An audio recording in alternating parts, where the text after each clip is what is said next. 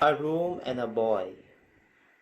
The woman of Shunem stood on the doorstep of her flat roof, mud brick home. She shaded her eyes with her hand and looked down the dusty road that led by her door. Prophet Elisha and his helper come this way, she said to her husband, the man of Shunem, who was sharpening his sickle under an olive tree. The prophet walks slowly and leans hard on his staff. I'll invite him and his helper to stop by and have bread and drink with us. Prophet Elisha thanked the woman of Shunem for the bread and the drink. When she invited him to stay and rest a while, he said, "Nay, we must hurry. The sun is low and we have far to go." As she watched the tired man climb the hill, she said to her husband, "Let us build a room on the roof of our house, so that when the prophet comes this way, we may invite him to stay the night."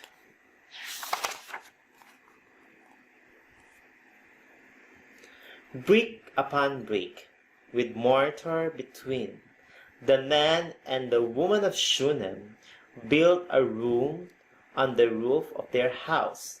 The bricks were made of mud and dried in the sun, brick upon brick, with mortar between, until the walls were just the right height.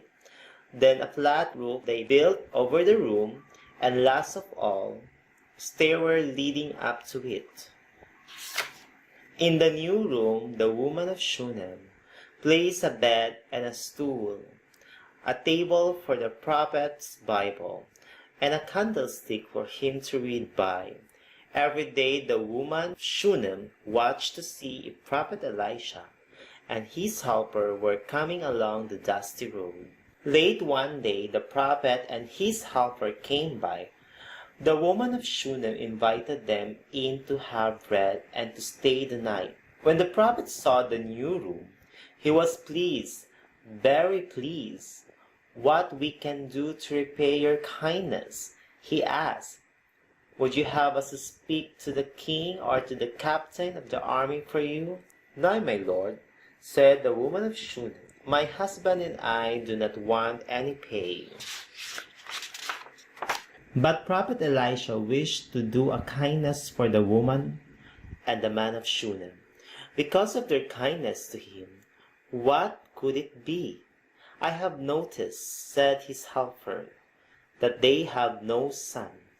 When the woman of Shunem again stood at the door, Prophet Elisha said, "We shall pray God, and this time, next year, we will send you and your husband a baby son." The woman of Shunem was pleased, very pleased. It happened just as Prophet Elisha had said. The next year, a baby boy was born to the woman and the man of Shunem.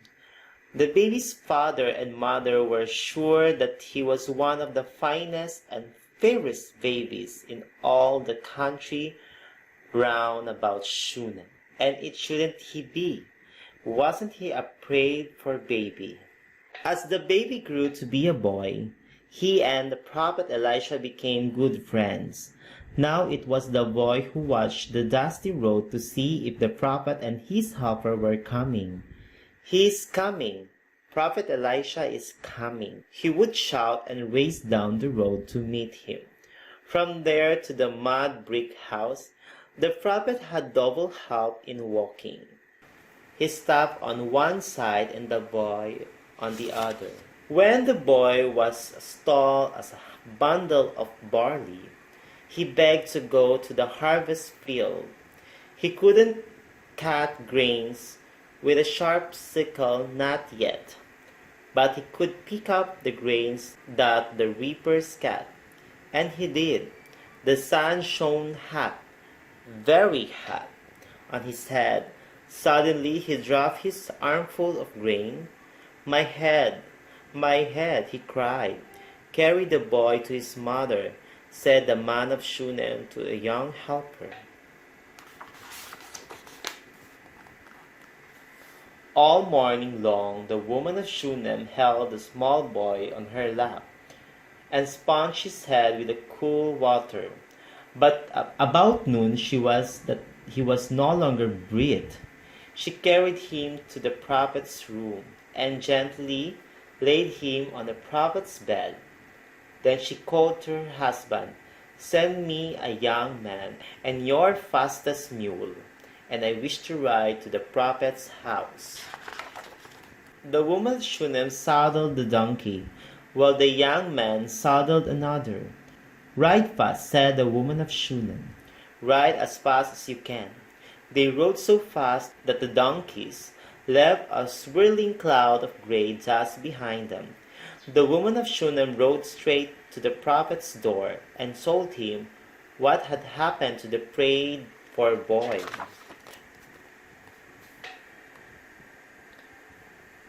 Prophet Elisha went home with the woman of Shunem. He climbed the stairs to his room. He opened the door, and there on the bed lay his little friend. His eyes were closed, his cheeks were pale, his hands were cold. "Dear Lord," prayed Prophet Elisha, "show me what to do. Make the boy live."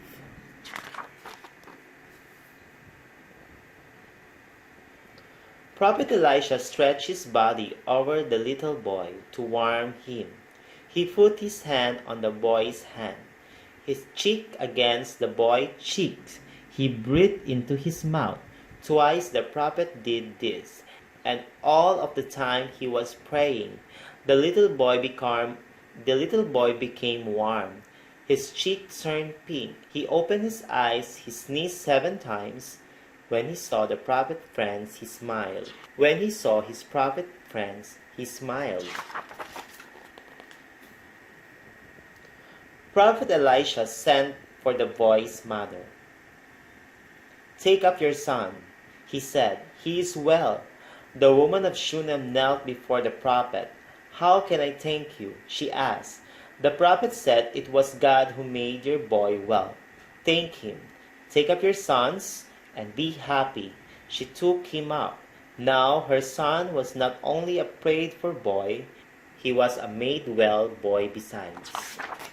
That evening we think we see the woman of Shunem sitting on the doorstep of her mud brick home, holding close her made-well boy. The man of Shunem joins them and points to the room of the roof. We thought to do a kindness when we built the room, but the kindness has comes back to us twice over. "Kindness always comes back," says the woman of Shunem. "Kindness comes back," whispered the sleepy boy. And that's the end of my Bible stories. Thank you guys for listening. See you in my next Bible story. Bye-bye.